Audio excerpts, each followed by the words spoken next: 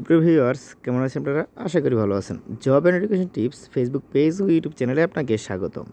আমরা civil surgeon কার্যালয়ের স্বাস্থ্য সহকারী পদের মডেল প্রশ্ন নিয়ে ইতিমধ্যে অনেকগুলো ভিডিওই তৈরি করেছিলাম।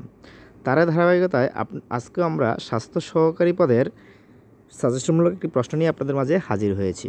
তো চলুন কথা না বাড়িয়ে আমরা প্রশ্ন সমাধানটি দেখে নেই। তো এগুলা আমি বারবার বলে রাখি, এগুলো হচ্ছে সাজেশনমূলক মডেল প্রশ্ন। আপনি এর ধারাবাহিকতায় পড়ে যাবেন। যেমন লিখিত পরীক্ষা হলে সন্ধি বিচ্ছেদ পড়বেন, তারপরে কি ওই যে সমাস পড়বেন, কারক পড়বেন, তারপর বাক্য সংকোচন পড়বেন, এগুলো পড়বেন। তাই সাজেশন দেওয়া মানে যে এখান থেকেই কমন পড়বে এমন নয় কিন্তু। সাজেশন দেওয়া মানে হচ্ছে আপনি ওই টপিকগুলো পড়বেন। কারণ আপনি সিভিল সার্জনের যে বিগত প্রশ্নগুলো, অর্থাৎ বিভিন্ন জেলায় যে পরীক্ষাগুলো হয়েছে, ওই পরীক্ষাগুলো অ্যানালাইজ করে দেখা গেছে এই টপিকগুলো থেকেই প্রশ্ন হয়। তাই আমি এই টপিকের প্রশ্নগুলো নিয়ে আপনাদের মাঝে আলোচনা করি। তো চলুন আমরা প্রশ্নগুলো দেখে নিই। এগুলো শুধু লিখিত পরীক্ষার জন্য। আবার কোনো জেলাতে কিন্তু আপনার কি হয়, ওই যে প্রিলি পরীক্ষা হয়ে থাকে। আমরা ভাবতেছি এখন লিখিত পাশাপাশি একটি করে প্রিলি প্রশ্ন আপনাদের মাঝে নিয়ে আসব। তো প্রথম প্রশ্নটি হচ্ছে, সন্ধি বিচ্ছেদ করুন। নিযন্ত, নিচযোগ, অন্ত। সানুনাসিক, সহযোগ, আনুনাসিক, শুদ্বোধন, শুদ্ধযোগ, উদন। এখানে মাত্র 3টা সন্ধিবিচ্ছেদ দেওয়া আছে। তাই বলে কি আপনারা শুধু 3টা সন্ধিবিচ্ছেদ পড়ে যাবেন? না, আপনারা এই সন্ধিবিচ্ছেদ যেহেতু আছে, তাইলে এই সন্ধিবিচ্ছেদ টপিক ধরবেন, ধরে আপনার বইয়ে যতগুলো সন্ধিবিচ্ছেদ আছে সবগুলো দেখে নেবেন। তাহলে আপনার প্রিপারেশন হবে। সাজেশন দেওয়া মানে যে আপনি শুধু সাজেশনের উপর ডিপেন্ড করে থাকবেন তেমন নয় কিন্তু। এখানে আমি সন্ধিবিচ্ছেদ 3টা উল্লেখ করলাম। আপনি এখানে সন্ধিবিচ্ছেদ একটা বই খুলেন, বই নিয়ে সন্ধিবিচ্ছেদ টপিকে যান, গিয়ে সবগুলো সন্ধিবিচ্ছেদ দেখে নেন। তারপর হচ্ছে ব্যাস বাক্য সহ সমাস নির্ণয় করুন। বলছে মুজিব বর্ষ, মুজিবকে উৎসর্গকৃত বর্ষ, এটা হচ্ছে কর্মধারায় সমাস। প্রাগৈতিহাসিক, ঐতিহাসিকের প্রাক, এটা হচ্ছে ষষ্ঠী তৎপুরুষ সমাস। পশুরি, পাঁচসেরের সমাহার, এটা হচ্ছে দ্বিগু সমাস। এখানে মাত্র 3টি ব্যাস কি সমাস দেওয়া আছে। আপনি কি 3টি সমাসই পড়বেন? না, আপনারা সমাসের অধ্যায়ে যান, গিয়ে আপনারা সবগুলো সমাস দেখুন।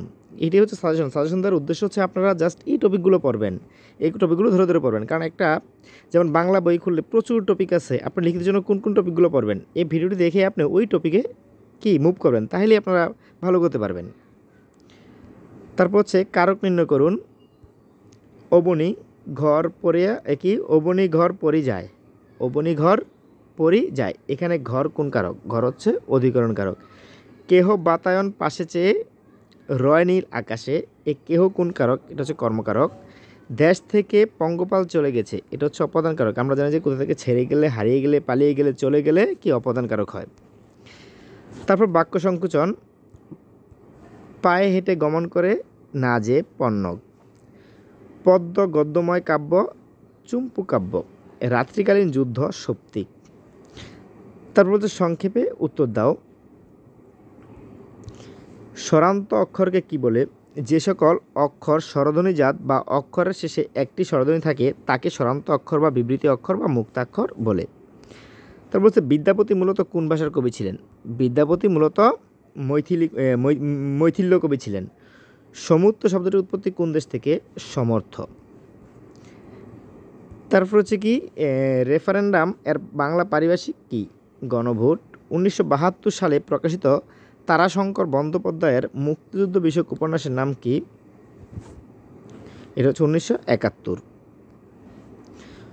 অনুচ্ছেদ লিখন চতুর্থ শিল্প বিপ্লব। এই যে অনুচ্ছেদ আপনাদের আসতে পারে, অনুচ্ছেদ লিখন স্বাস্থ্য সহকারী সম্পর্কে অনুচ্ছেদ লিখতে পারে, বলতে পারে। তারপর বলতে পারে যে এই নববর্ষ সম্পর্কে একটা অনুচ্ছেদ করুন, অনুচ্ছেদ লিখুন। তারপর বলতে পারে কি পদ্মা সেতু সম্পর্কে, বলতে পারে কি যে বঙ্গবন্ধু স্যাটেলাইট সম্পর্কে। আপনাদের এখানে অনুচ্ছেদ যে কোনো একটা হতে পারে। আপনাদেরকে জাস্ট একটা তুলে ধরা যে অনুচ্ছেদ একটি আসতে পারে, অনুচ্ছেদ বা টিকা আসতে পারে। সো আপনারা এই অনুচ্ছেদ কিছু অনুচ্ছেদ দেখে নেবেন, কমন যেমন এই যে প্রাসঙ্গিক যে বা রিসেন্টলি যে ঘটনাগুলো ঘটছে ওই অনুচ্ছেদগুলো আপনারা দেখে নিতে পারেন। তারপর পাশাপাশি আপনার আরও কিছু অনুচ্ছেদ আছে রিসেন্টলি ছাড়াও, অর্থাৎ আপনার সমসাময়িক ছাড়াও আরও বিগত কিছু অনুচ্ছেদ আছে যেগুলো 12 পরীক্ষাতে আসছে, ওইগুলো আপনারা দেখে নেবেন। 7 নম্বর বলছে fill in the blanks with appropriate preposition. তা আপনাদের প্রিপোজিশন আসবে, সিভিল সার্জন পরীক্ষা যদি লিখিত হয় প্রিপোজিশন অবশ্যই আসবে, প্রিপোজিশন আর্টিকেল এগুলো অবশ্যই আসবে। আপনারা এগুলো মনোযোগ সহকারে দেখবেন। You have offended dash college discipline, এখানে হবে অ্যাগেনস্ট। এখানে কি হবে? অ্যাগেনস্ট। তারপর বলছে distinction between the rich and the poor should be levelled, এখানে হবে আপ, ইউপি আপ। তারপর বলছে sometimes a mother connives dash her son's fault, এখানে হবে অ্যাড, অ্যাড। তারপর বলছে transform the following sentence as direct, অর্থাৎ এগুলোকে চেঞ্জ করার জন্য বলছে, ট্রান্সফরমেশন সেন্টেন্স চেঞ্জ করার জন্য বলছে। টেল মি দ্য ট্রুথ, এটা কমপ্লেক্স করতে বলছে। তো আপনারা সিম্পল, কমপ্লেক্স, কম্পাউন্ডের রুলসগুলো অবশ্যই পড়বেন এবং এগুলো পড়ে আপনারা সেন্টেন্স মেকিং করার নিয়মগুলো জেনে যাবেন, যে কীভাবে সেন্টেন্স পরিবর্তন করতে এগুলো জেনে যাবেন। সাধারণত আমরা পড়বেন কি assertive, interrogative, imperative, operative, exclamatory, এগুলো কীভাবে পরিবর্তন করতে হয়, অ্যাসারেটিভ থেকে কীভাবে নেগেটিভ করতে হয়, অ্যাসারেটিভ থেকে কীভাবে ইন্টারোগেটিভ করতে হয়, এগুলো আপনারা অবশ্যই জেনে নেবেন। তো টেল মি দ্য ট্রুথ, এটার সঠিকতা হবে tell me what the truth is. তারপর বলছে besides being rich he is learned, এটা কম্পাউন্ড করতে বলছে। তো not only he is rich but also he is learned. তারপর বলছে কি he kept the promise that he had made, এটা সিম্পল করতে বলছে, হি কিপড হিজ প্রমিস। তো 9 নম্বর বলছে কি make sentence with meaning of the following idioms and phrase, অর্থাৎ প্রেজ অ্যান্ড আইডম আর কি, এগুলো অবশ্যই লিখিত পরীক্ষা হলে এই প্রেজ অ্যান্ড আইডম একটা হট টপিক, এগুলো আসে এবং আসে, প্রায় 99% পরীক্ষায় প্রেজ আইডম আসে। তো আপনারা অবশ্যই আপনাদের বইয়ে যতগুলো প্রেজ আইডম আছে বা বিভিন্ন পরীক্ষায় যে প্রেজ আইডমগুলো আসছে ওইগুলো আপনার মনোযোগ সহকারে করবেন। অ্যাট ওয়ান গো, এর অর্থ হচ্ছে একক প্রচেষ্টায়। তো আপনার যদি মজার বিষয় হচ্ছে আপনার যদি প্রেজ আইডমের বাংলাটা জেনে যান যে অ্যাট ওয়ান গো এটার অর্থ কী, তাহলে আপনার বাক্যটা নিজেই বানাতে পারেন। যেমন অ্যাট ওয়ান গো এটার অর্থ হচ্ছে একক প্রচেষ্টায়। বাক্য she blew out the candles at one go. তারপর হচ্ছে সেট টু, এর অর্থ হচ্ছে কি উঠে পড়ে কোনো কিছুতে লাগা। উঠে পড়ে আমরা বলি না যে এটা উঠে পড়ে লাগো, যে তুমি উঠে পড়ে লাগলে অবশ্যই একটা চাকরি পাবে, এটা কি সেট টু, এটা হচ্ছে সেট টু, উঠে পড়ে লাগা। তো let us set to and finish the job before dusk. তারপর বলছে গ্রিক টু, এর অর্থ হচ্ছে অজানা, মানে যা জানা নাই আর কি। She tried to explain how the system works but it is all Greek to me. তো আপনারা আশা করি এই যে বাংলাগুলো পারলে, ফ্রেজ এন্ড বাংলাগুলো জানলে আমরা অবশ্যই বাক্য তৈরি করতে পারবেন। তারপর চেঞ্জ দ্য ফলোয়িং ভয়েস, আপনার ভয়েস চেঞ্জ সম্পর্কে জেনে নেবেন। ভয়েস চেঞ্জ অবশ্যই আসে এগুলা। হিজ বিহেভিয়ার সারপ্রাইজড মি, এটা চেঞ্জ করলে কি হবে, I was surprised at his behaviour. Nobody trust a traitor, হবে a traitor is not trusted by anybody. তারপর হচ্ছে কি হু টট ইউ ইংলিশ, এটা হবে by whom were you taught English, by whom were you taught English. তারপর হচ্ছে translate into English, এই translate into English আর translate into Bangla, এগুলা যে কোনো চাকরির পরীক্ষা যদি লিখিত হয়ে থাকে, বিশেষ করে 11 থেকে 20তম গ্রেডে যদি কোনো চাকরির পরীক্ষা লিখিত হয়ে থাকে, তাহলে এগুলা আসে এবং আসেই। যেমন যে কোনো মন্ত্রণালয় পরীক্ষায় বাংলাকে ইংরেজি করে, ইংরেজিকে বাংলা করে, এগুলো আসে। ভাষা পড়ায় কাজ হবে না, অর্থাৎ আমরা ভাষা পড়ি, এই ভাষা পড়ায় কাজ হবে না। এটার আনসার হবে reading by a bird's eyes view will not do. আমি কি এটা করেছিলাম, what did I do it, আমি সন্ধ্যার পর কদাচিৎ বাইরে যাই, তাহলে I hardly go out after dusk. তারপর হচ্ছে রাইট অ্যান্ড কি essay on metro rail and its impact on economy, অর্থাৎ মেট্রো রেল সম্পর্কে একটা মেট্রো রেল এবং এর যে অর্থনীতি কী ধরনের পড়ে ইম্প্যাক্ট পড়ে, এই সম্পর্কে একটা এসে লিখতে বলছে। তো আপনারা এসেগুলা অবশ্যই সমসাময়িক যে রিসেন্টলি যে ঘটনাগুলো ঘটেছে, মেট্রো রেল, তারপর পদ্মা সেতু, তারপর কি কর্ণফুলী টানেল, এগুলো সম্পর্কে আপনারা জেনে যাবেন বা এগুলো সম্পর্কে আপনারা অনুচ্ছেদ দেখে যাবেন। তাছাড়াও আপনারা বইয়ে অনেকগুলো সাজেশন পাবেন বা বিভিন্ন পরীক্ষার যে এসেগুলো এসেছিল ওইগুলো অবশ্যই দেখে যাবেন। তো এখন আমরা একটা অঙ্ক দেখে নিই। পিতা ও পুত্রের বর্তমান বয়স অনুপাত 8:3। পিতার বর্তমান বয়স 40 বছর হলে 5 বছর পূর্বে পুত্রের বয়স কত ছিল। তো এই ধরনের অঙ্কে আমরা যদি কোনো চাকরির পরীক্ষা অঙ্কের কথা বলি, আমরা ধরেই বলি যে পিতা পুত্র অঙ্ক করবে, গড় করবে, তারপরে কি এই যে বীজগণিত রাশিমালা করবে। তো এই পিতা পুত্রের অঙ্ক কিন্তু একটা হট টপিক, এগুলো কিন্তু যে কোনো চাকরির লিখিত পরীক্ষা হোক আর প্রিলি পরীক্ষা হোক আসে। তো এই অঙ্কটা আমরা কীভাবে সাজাবো, যেহেতু বলছে পিতা ও পুত্রের বর্তমান বয়স অনুপাত 8/3, তাহলে অনুপাত মানে ভাগ, তাই পিতার বর্তমান বয়স ভাই পুত্রের বর্তমান বয়স 8/3, অর্থাৎ এটা ভাগ আকারে প্রকাশ করলাম। তো এখানে পিতার বর্তমান বয়স 40 দেওয়া আছে, তাই আমরা পিতার বর্তমান বয়স 40 লিখলাম, পুত্রের বর্তমান বয়স 8/3। এখন আমরা আর গুণ করতে পারি, অর্থাৎ 40 সাথে 3 গুণ করতে পারি আর পুত্রের বর্তমান বয়সের সাথে 8 গুণ করতে পারি। তাইলে এখানে এই পুত্রের বর্তমানের সাথে 8 গুণ পুত্রের বর্তমান বয়স আর 40 গুণ 3, তো এখানে গুণ আকারে থাকা মানে এই ভাগ আকারে চলে যায়, তাই ভাগ করে নিলাম। তো ভাগ করলে হবে 5 আর 40, 3 5 15 বছর। তো এটা হচ্ছে পুত্রের বর্তমান বয়স। আমাকে বলছে 5 বছর পূর্বে পুত্রের বর্তমান বয়স কত ছিল। যদি বর্তমানে 15 বছর হয় তাহলে 5 বছর পূর্বে কত ছিল, নিশ্চয়ই 5 বছর ম্যানেজ করলে হয়ে যাবে, তাহলে 10 বছর। 5 বছর পূর্বে পুত্রের বর্তমান বয়স কত ছিল, 10 বছর। তারপরে বলছে a প্লাস বি ইকুয়াল √16 এবং এ বি ইকুয়াল 2 হলে a minus B whole square equal কত। তো আমরা যেহেতু a minus B whole square আছে, তো a মাইনাস বি হোল সূত্র কি, মানের সূত্র হচ্ছে a plus B whole square minus 4ab, a plus B whole square minus 4ab। তো এখানে a plus B whole square মান দেওয়া আছে কত, √16, লিখলাম √16 square minus 4 into A B এর মান কত 2, লিখলাম 2। তাহলে এ স্কোয়ার আর রুটে কি বাদ, স্কোয়ার রুটে বাদ থাকে কি, তো 16, শুধু 16 থাকে আর 4 দুগুণে 8, 16তে 8 গুলো থাকে 8, উত্তর হবে 8। এখানে আমরা আরও একটি অঙ্ক দেখতে পাচ্ছি, কী বলা হয়েছে, x minus 1/x whole square x minus 1/x equal √3 হলে x square plus 1/x square মান নির্ণয় করুন। তো আমরা নর্মালি জানি এ স্কোয়ার প্লাস বি স্কোয়ার সূত্রটি কি, এ স্কোয়ার প্লাস বি স্কোয়ার সূত্র হচ্ছে এ, আমরা মানের দিয়ে খেয়াল করি, যেহেতু মাইনাস আছে তাহলে a minus B whole square plus 2ab, a minus B whole square plus 2ab।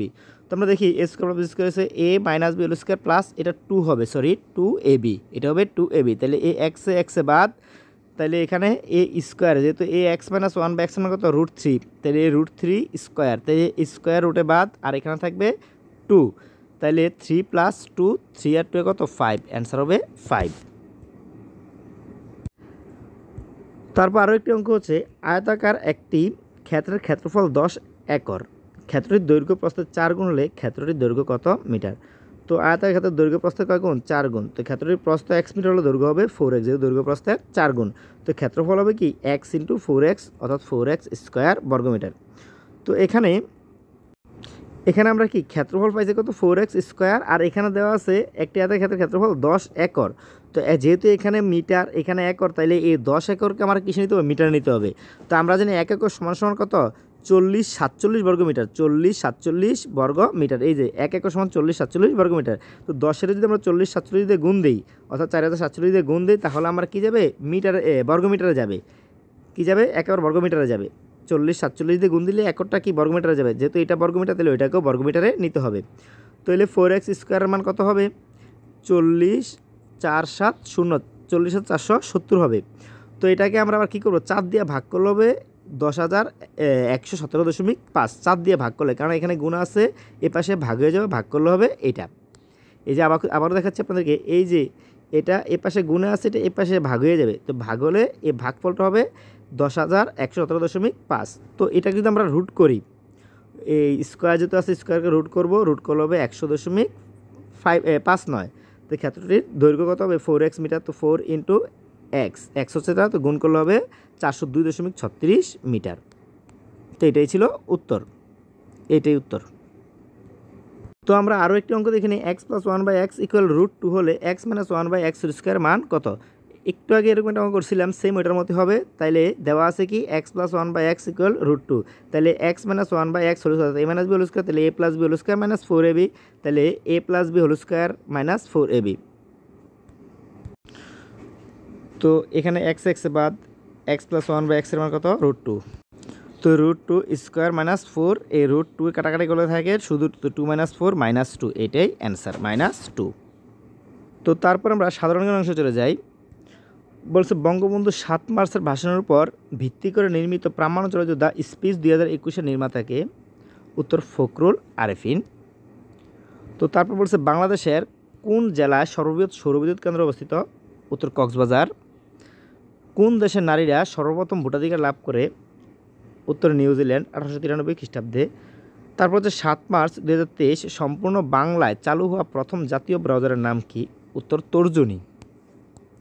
তারপর হচ্ছে বাংলাদেশ সংবিধান কবে গৃহীত হয়, সংবিধান গৃহীত হয় 4 নভেম্বর 1972। বাংলাদেশের বর্তমান বাংলার বর্তমান সরকারের আমলে সমাপ্ত 2টি মেগা উন্নয়ন প্রকল্পের নাম লিখুন। বাংলাদেশের বর্তমান সরকারের আমলে সমাপ্ত 2টি মেগা উন্নয়ন প্রকল্পের নাম লিখুন। তো 2টা মেগা উন্নয়ন প্রকল্পের নাম বলছে, আমরা একটা মেগা প্রকল্প সবাই জানি, সেটা হচ্ছে পদ্মা বহুমুখী সেতু, আরেকটা হচ্ছে Dhaka elevated express way. Dhaka elevated express way, এই 2টা মেগা প্রকল্প বর্তমান সরকারের আমলে সমাপ্ত হয়। তারপর হচ্ছে বঙ্গবন্ধু স্যাটেলাইট 1 কবে উৎক্ষেপণ করা হয়? এটা হবে 11ই মে 2018। এটা হচ্ছে এই কি যুক্তরাষ্ট্রের সময়, আর বাংলাদেশের সময় হচ্ছে 12ই মে 2018। সিএজি এর পুনরূপ কি? সিএজি পুনরূপ হচ্ছে comptroller comptroller and auditor general. আইবাস এর পুনরূপ কি? আইবাসের পুনরূপ হচ্ছে integrated budget and accounting system. তারপর হচ্ছে আন্তর্জাতিক ফুটবল ফেডারেশন এর সদর দপ্তর কোথায়? আন্তর্জাতিক ফুটবল ফেডারেশন সদর দপ্তর কোথায় অবস্থিত? উত্তর হবে জুরিখ, সুইজারল্যান্ডের জুরিখে অবস্থিত। তো এই ছিল স্বাস্থ্য সহকারী পদের একটি সাজেশনমূলক মডেল প্রশ্ন। আপনারা এটিকে ভিত্তি করে আপনারা আরও অন্যান্য প্রশ্নগুলো শেষ করবেন। অর্থাৎ আপনারা শুধু সাজেশন নিয়ে পড়ে থাকবেন এমন না, সাজেশনটি দেখার উদ্দেশ্য হচ্ছে আপনারা যেন পড়ার আগ্রহটা বেড়ে যায়। আশা করি আপনারা আমার সঙ্গে থাকবেন। তো আজকের মতো বিদায়, দেখা হবে পরবর্তী কোনো ভিডিওতে। সেই পর্যন্ত ভালো থাকবেন এবং সুস্থ থাকবেন।